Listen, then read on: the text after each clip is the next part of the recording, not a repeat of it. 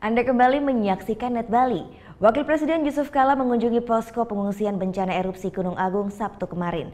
Dalam kunjungannya, Wapres pastikan kebutuhan pengungsi terpenuhi.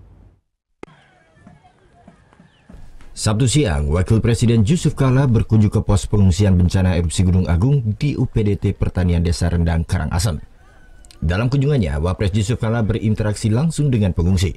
Wapres memberikan semangat kepada pengungsi untuk tetap tabah menghadapi bencana. Ia pun memastikan kebutuhan pengungsi seperti logistik, kesehatan, dan pendidikan tetap terpenuhi sampai kondisi Gunung Agung kembali kondusif.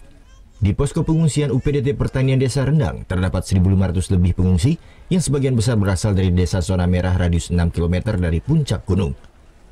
Di sela-sela kunjungannya, Wapres Yusuf Kala memberikan bantuan paket sembako dan obat-obatan kepada pengungsi. Pokoknya bahayanya di radius maksimum 10 kilo, 8-9 kilo. Jadi tidak perlu khawatir daerah ini, apalagi daerah yang lalai di lepas, tidak perlu khawatir apa-apa.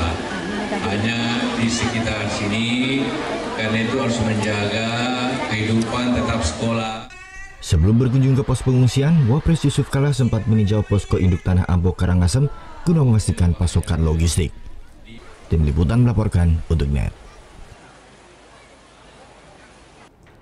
Thank you. Udah selesai nonton beritanya? Jangan pergi dulu dong. Subscribe dulu dan nonton tayangan lainnya di sini. Subscribe, nonton lagi.